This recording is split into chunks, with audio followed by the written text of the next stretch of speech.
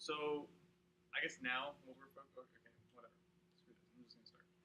Um, so we're WSDPlay. We're an esports content website. So what we do is we track tournaments that are happening and host tournaments, or we're going to. The problem now is that there are tournaments happening. Esports tournaments are happening all over the country every day, and unless you know the tournament name or you know something about the tournament itself, you can't just Google it and find tournaments. So what we do is we take all that work and we give you an actual list, a place where you can go to see which tournaments are happening, who's going to be in the tournament. Um, can I watch this tournament? Can I stream it? Can I go there? Can I buy tickets? Things like that. Another problem is gamers are inherently competitive, and so they want to actually compete, off their couch. So there's no real places right now where people can go and just compete with other people, like in a competition setting. Um, and what we've been finding out, I guess, is a lot of people really want to further their gamerness, and they want to, say, have some sort of recognition. Like, hey, I was in this competition and I beat this guy and this guy and this guy, things like that. And right now, there's not a real place to do anything like that. So what we do at our website is we take we find all the data that pertains to tournaments itself. So like we find out when they're happening, where they're happening, who's happening, all that kind of stuff. We also have tournament news. So we have writers with us at our company that will be writing content, uh, all about tournament stuff. Who's in it, brackets, things like that. Live time, real time updates. Um, we're also planning on being an avenue for new gamers to try competition and to be competitive. So what we plan to do is actually host tournaments, in local areas that are have some sort of outlet that doesn't have one already. Like Austin's a good example. There's one place called Mothership over somewhere near Lamar, I think. This is the only place you can go to if you want to be an esports, gamer. Want to compete in esports. They have small competitions there, and they do really well because they're the only place to do them at. Our business model, I guess now, is we're finding out more and more that content websites make the grand majority of their money through advertising. So that's more like, I guess that's what we're focusing on now is how to augment that. So advertising dollars, say we're at 1 million users, individual unique users, we're maybe making 20, 30 grand a month in advertising, which is nowhere near enough to sustain us. So what we're thinking is like really expanding on our tournament part of the business, where we'll partner up with lots of gaming companies, NVIDIA, Red Bull, whatever, to get sponsorships to make these tournaments happen.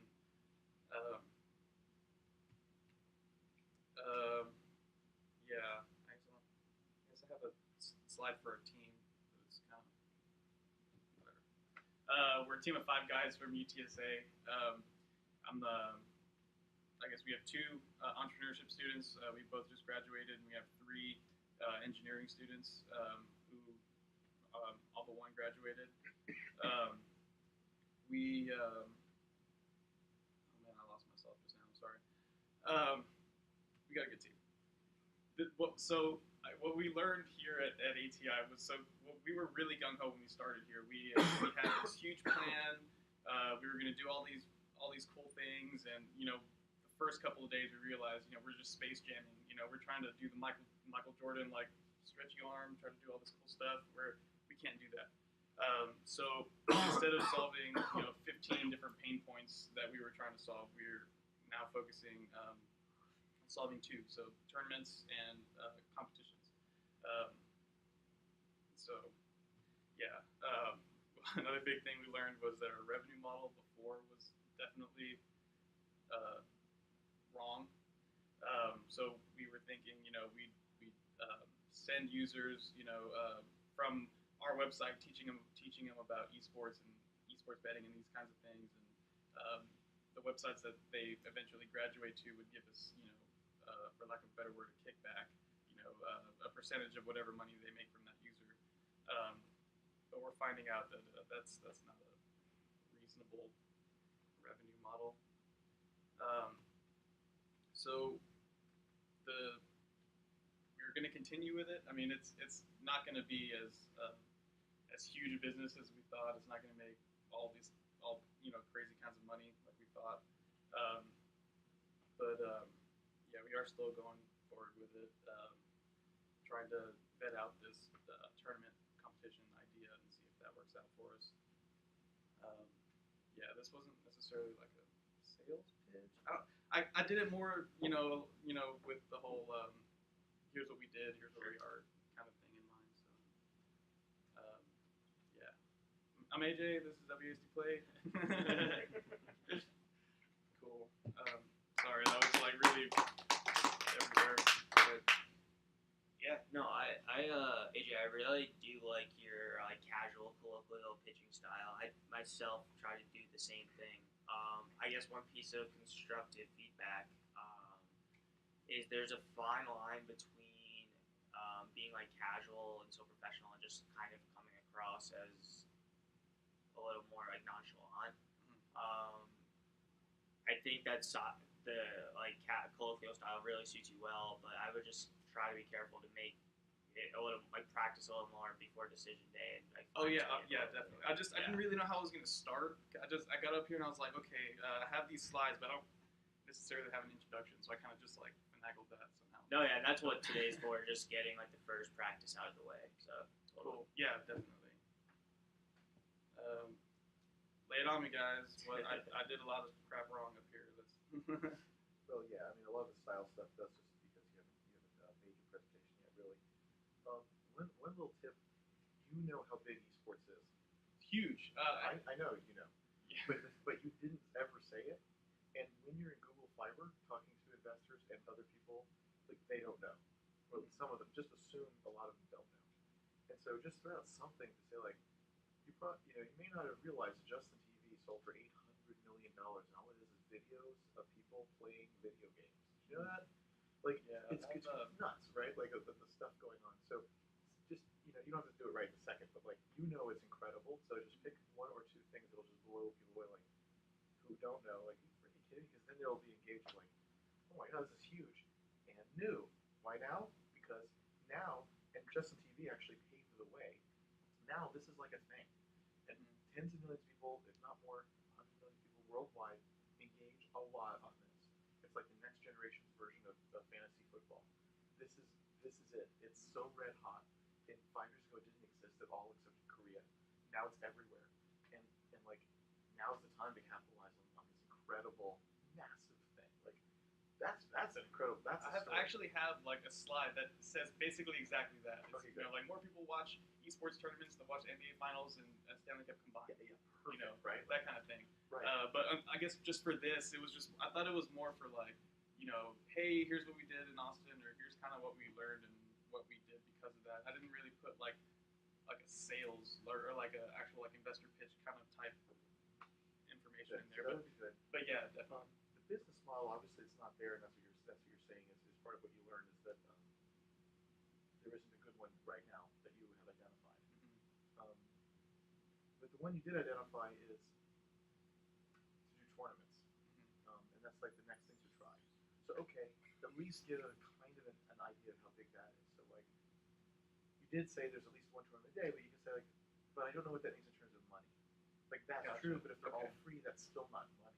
Right. As opposed to, but those tournaments make $1 million a tournament because people pay to come in to play. People also pay to sponsor. It's like you're making money on all ends, or I'm making that up. I don't even know. Right. But like, tournaments make X number of dollars because everyone pays. It's like suddenly there's a lot of money. So the money's not in the this or that. It's in the tournaments. It's sort of like the band makes their money when they're on the road, or if that's true, right?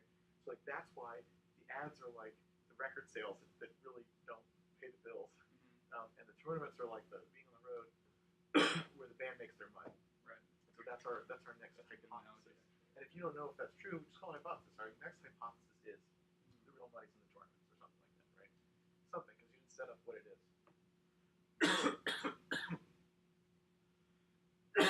Oh, sorry.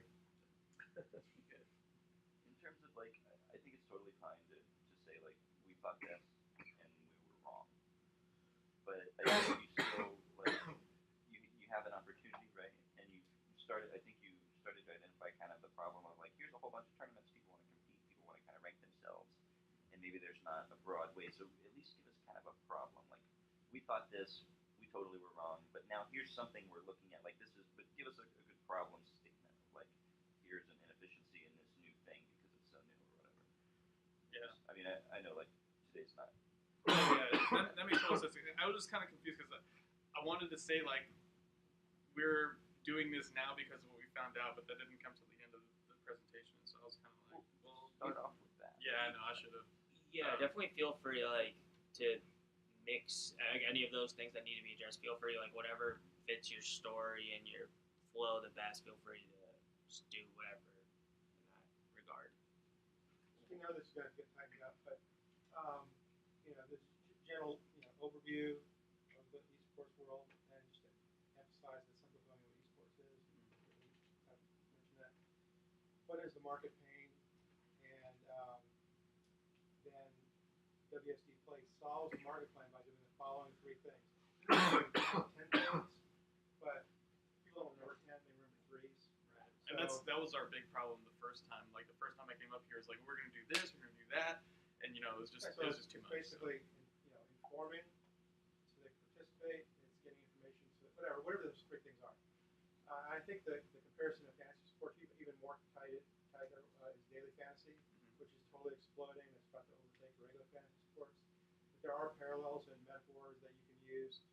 There may be other companies that are in the daily fantasy side that are exactly what you're doing. You're doing it for esports, so that helps carry over. More people are more knowledgeable about fantasy sports than esports. And then also on the business model, again, try to tighten that up to three things. Usually you see slides in these. That's kind of a standard way of presenting it. But it's three circles, whatever, and it's got the three ways of making money. But there may be a lot of different ways you're going to make money, but with this presentation, try to encapsulate it in threes. It looks really good on the slide and really easy to present and remember. Add on something that he was saying. If you can find another website or business that does something comparable to what you're doing, I understand fantasy sports doesn't touch the size of the market, but you can even reference that. Just be like, this company made X amount of dollars or sees this many users, and the market for fantasy is even close to this. So something that people can tangibly see, like, oh wow, like this has been done in other markets, but this one's untapped and bigger. I think that if you can find that, I don't know if you can. Yeah, I mean, I think we had something like that in our first pitch, but we kind of I think one of the pieces of feedback we got last time was I don't care. What are you guys doing? So I don't. Well, you always kind of get conflicting feedback, sadly. Yeah. And so I kind of like took that out, but You have you should pitch the current hypothesis and really pitch it as if you believe it. Because right now you kind of don't believe anything. You're like right now you're like, there's no business model, but we're kind of going to do it anyway. And it's just like, why? And why are you going to do it anyway? And I know there's a really good reason. It's because it's fun, it's energizing to you guys. It's because that tournament stuff could work. So pitch it's a theory, it's untested theory. So what? That's the pitch. In other words, ads don't work because you just don't get paid. You just don't get enough money. But we think that tournaments work. Here's why: because the big esports tournaments, the viewership is insane. Blah blah blah blah. But of course, gamers don't want to just watch; they want to game. And what they want to do is do tournaments just like the big guys, except for their friends and also people that they just want to beat on the other side of the world. Because that's games too. And every time they see one thing on the video, like they would play 100 tournaments or 50 tournaments. They would play every weekend. And inspired by the real tournaments, they can make their own tournaments. And a great way to see this is fantasy sports. And your team plays football once a week. but you're in like 7 fantasy sports leagues and doing all this garbage, right? Like people want to do even more than they watch. And esports watching is this. Guess and what do? They play games. Of course they play games. And so doing a tournament is a much more fun way to do it. So we believe there's actually a massive untapped market waiting there for taking those same tournaments people flock to by the millions and letting them actually do it, just like fantasy football, as close as possible as you do it with with a sports team. That may not be the right analogy, of course, but there's a really compelling, I think, pitch that's totally untested. Fair enough. Yeah, I mean, There's like a I know super I know like compelling thing in all there the somewhere. opportunity, the money's there. I'm just trying to figure out how to get it. So No, never mind. You don't know where the money is. You just have to have. You're right now. The hypothesis is the money's in the tournaments. So just that for your pitch, it's an assumption. That's where the money is. How do we know? We don't. That's what we're doing next. Proving that we're just proving that hypothesis. What we're doing next. But that's our thesis, and here's why. Viewership is this. People want to act, and they want to act more than they view. So that means it's this big. Now we just have to figure out like, is that true, and what will they pay? But like, it's this big to go monetize, and any ads is pay to play. And we just need to figure out all the mechanics of that. That's very exciting. It's totally unproven. So what? That's just the stage you're in. cool. Yeah, we've just been messing around with like the revenue model and stuff like the last couple of weeks, and so I'm just kind of like really still kind of wishy-washy on it. But But I didn't mention revenue at all. It's just that there's this much of it. And if it's pay to play, you always have to pay to enter a tournament. Maybe there's even a cash prize. And that's part of why you pay to play, like poker, right? Maybe you're not allowed to. I don't know how that works, but like. no, you can totally. Okay. So however that works. And so like, there's money in that for sure. So the only question is it as big as you think? And can you get it to all those people? And well, how much will they in fact pay to? But whatever. Like, yeah, you don't have those models, and you're not going to have them by pitch day because they're all made up. So it's fine to play with it, but like, you're not going to have them at pitch, so don't. But you do know X number of people watch X number of tournaments, and they would play more than they watch. So that means the numbers are like this. And that's enough. All the other things are question marks, legitimately. Right, I know. So that's what we're going to do the next year is go find out, go try to figure this one out. But that's really compelling because the numbers are so big. In consumer, like all this business stuff, you got to have the ROIs and pay, that's true. In consumer, you just want huge numbers and then we'll go figure it out. That's okay in consumer. Cool. Okay, because that's kind of what's worrying me. Because everyone else is like, oh, we have we're gonna do this, we're gonna do that. Consumers are like that. Okay. You can look at almost any successful consumer tech thing in the last 10 years, and they did not know exactly how the money was going to be made or whether it would be enough in the first several years. Almost any. Facebook, Twitter, Google, even. One of the main things we were trying to do at first is we want to just build up a user base for our website and like build like a community around our website and then start like really kind of like blowing it up. That's maybe the how, but the point is like a lot of people, WhatsApp and WeChat and all this shit. Like Instagram, like nobody figured out the revenue model first, but they were able to get something important going. And the idea that tournaments pay to play, especially because there's a prize. To me, it's logical. That doesn't mean it's going to work, but it's very plausible. Like, could work. That's better than Pinterest's current business model, which is ads. Right? So at least it's plausible. I think it's pretty for a consumer. That's a pretty good pitch early. Cool. Thanks. That gives me some confidence. Yeah, no, and just like in general, your type of company is very different than the ones that are in the SEAL program. So like the things that you might be seeing people talk about, like the core technology, the IP, might not be the case and isn't the case for you. I remember your kickoff day presentation. I just remember like the thing that struck me. I'm like, wow, this is really freaking cool. This is like a whole new thing, and I like was definitely caught by your excitement. Like it's totally okay if your pitch isn't necessarily structured in the same way as these other companies. But what I thought was really compelling when I heard you want to kick off was just your passion for the idea, and it's a cool idea. That I'm a fantasy sports player, not necessarily so much esports, but I thought it was a really cool thing. That definitely hooked me. So maybe the fact that you're a little different than these other companies, it's not a bad thing at all. It's just you guys are just a different type of company.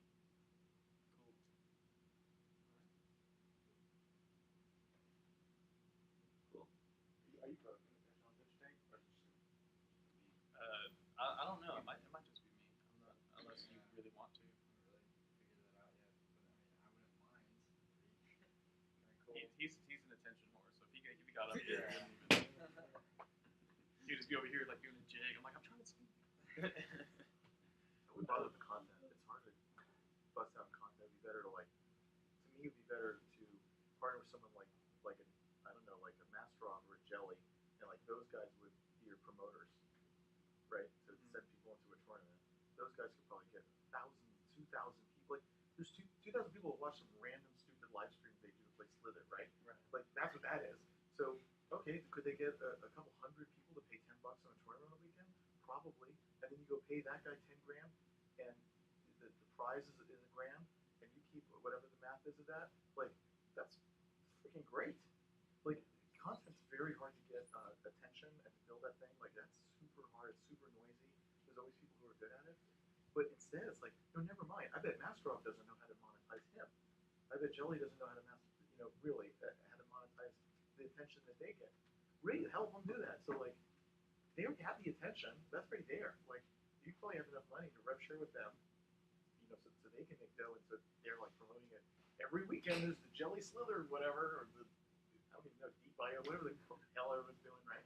And and Deep could pay to do that, and then Jelly gets paid to take people in, and you may like content. Geez, you could make some more articles, but like, I mean, it's content's so noisy. It's so hard to get a foothold.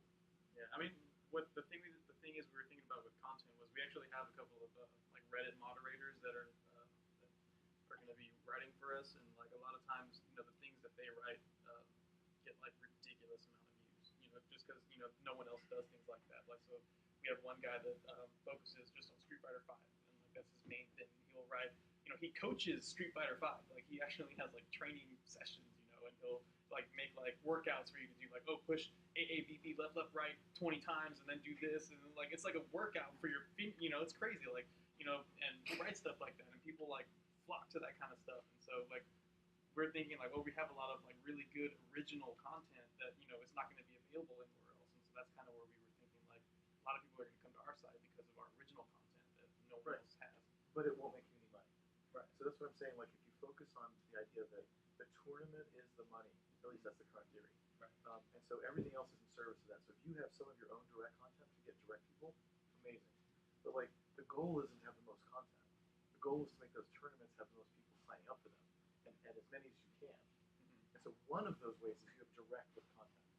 But also, any number of different ways of whatever that is, right? You just focus on what is the actual goal. Is the actual goal to make content, whereas the content is means to an end, and the end is the tournament because that's where the money is. Thus, it's not that you're not doing content. It's just that's not the focus. That's one of the ways to get people into this. Cool. Makes sense. When you explain the second time too, I think if you're going to explain content like without the whole influencer piece that you just explained, I just kind of assume it's like you guys writing content, and if you don't already have the following, then that's one thing. But if you've got these influencers in whatever space, like you're not really building content, you're just leveraging influencers for their audience. Yeah, basically. Yeah. I mean, even if it's published on your site, like they're not there because your site's cool. No offense, they're there because the writer's cool. Right. So it's if you phrase it like that more, then it makes more sense too, because you're gonna have an audience. Yeah, That's that a very makes good sense. point, and it makes your company more valuable already because it's so hard to get attention. Oh, we already have people that write these articles and get all this attention. They're already writing for us. Oh, well, gee whiz. That's a temporary advantage, for sure. Because random people don't usually get that. Yeah, The fact that you have kind of something. Kind of lucky break. We got a couple of guys that do like esports podcasts, and they have like thousands of views on their podcasts and things like that. So That's great. I would say that. That's more impressive than you guys writing content. Anybody can try to write content. But yeah, you guys it actually wouldn't have be great us. people. Yeah. Ooh, that's great. That's a total advantage for sure. Right? Cool. Yeah. And you combine it with other people who don't want to move off of their own platforms that they built. Fine. Everyone can funnel in here and make money. We'll make money directly, but we have higher margins. And we'll do rev share with people who can, make things happen too. And right, because it's all about the tournament. So there's different kinds, different partnerships, and whatever's. Exactly, all to drive into that because that's where the money is. So there's like hypothesis anyway. Right. Cool. And I wouldn't say like this is our current. I would just state things as fact. Like in pitches, you don't want to talk about the future we're going to. You're just like, this is what we're doing. It's present tense and it's factual, even if it's a hypothesis. Right. Because we don't have time for all this hemming and hawing around. Well, we're not really sure, but we're going to go ahead and it's all wasted time. right? Like, ads don't work. Everyone kind of knows that.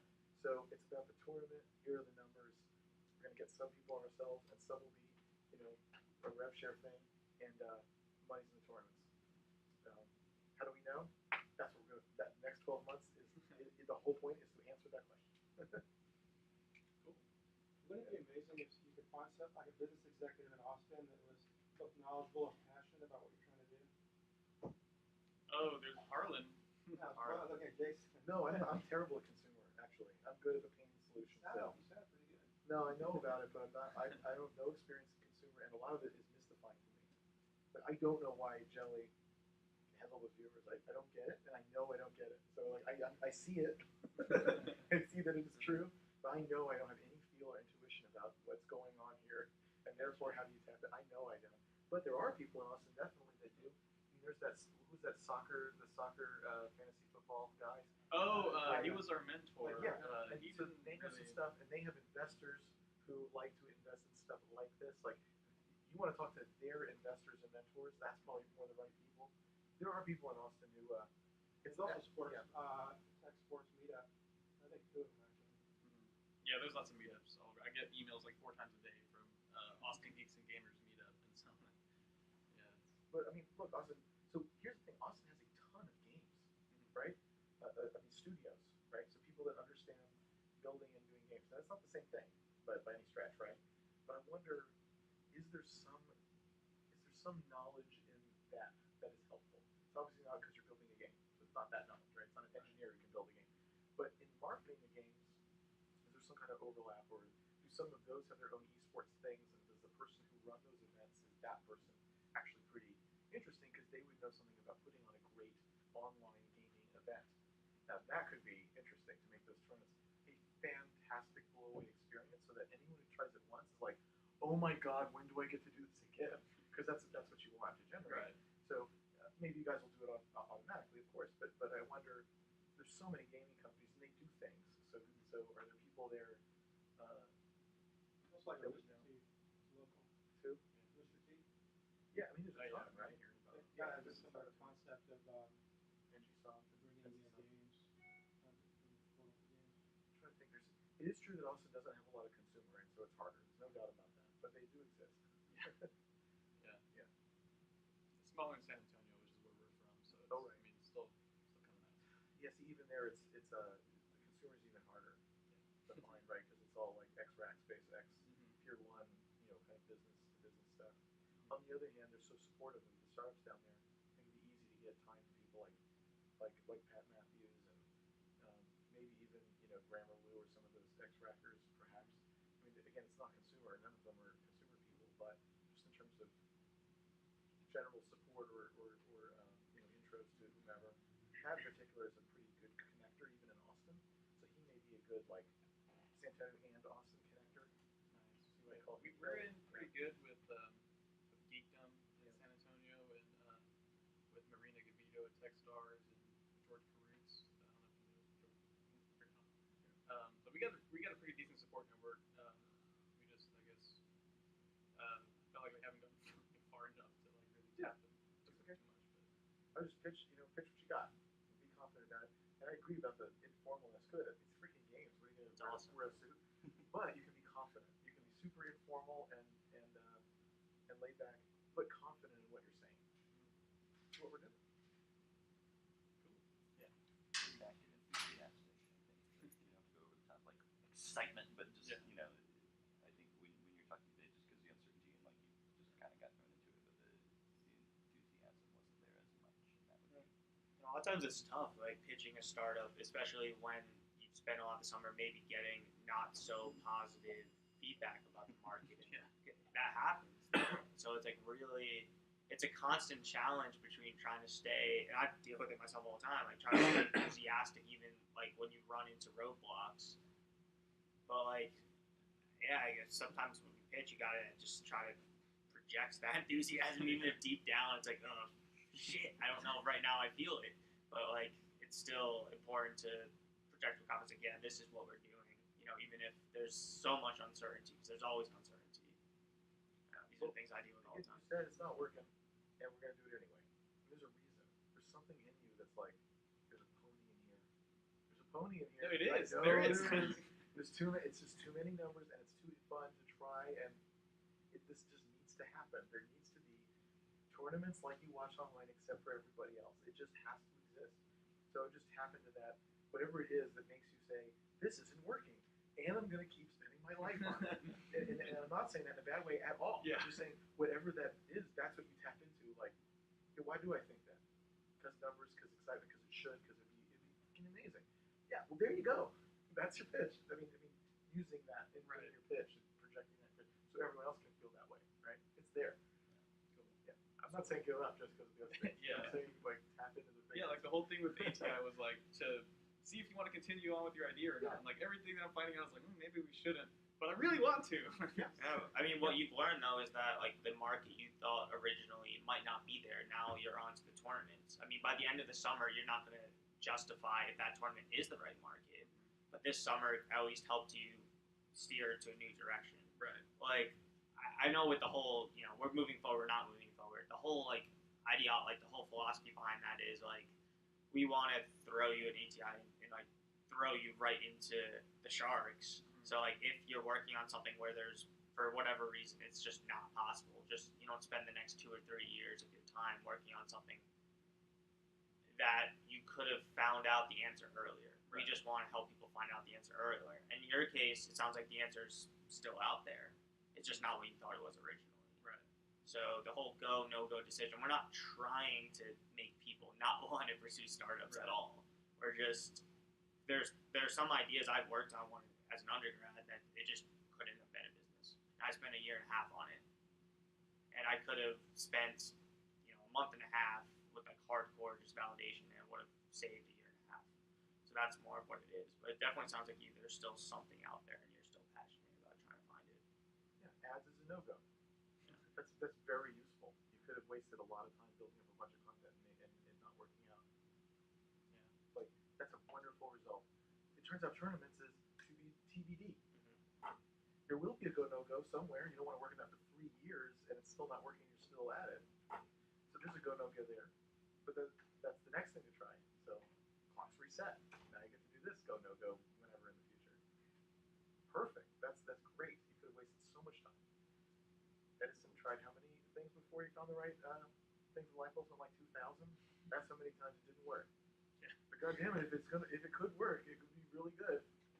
Fine. So he had 1,900 no-goes. So what it takes sometimes. Persevered. Yeah. And the numbers out there and the excitement is undeniable. That doesn't mean it'll work, but I agree. There's more things to try. I think the tournament is a really good idea. It just happens to be back to day zero almost on validating that idea, which is fine because you spent your time validating other ideas that were also very plausible. That you didn't waste a second. Cool. Just Yeah. that you find the thing you're looking for in the last place you look by definition. Yeah. So that's all. AJ, thank you a lot.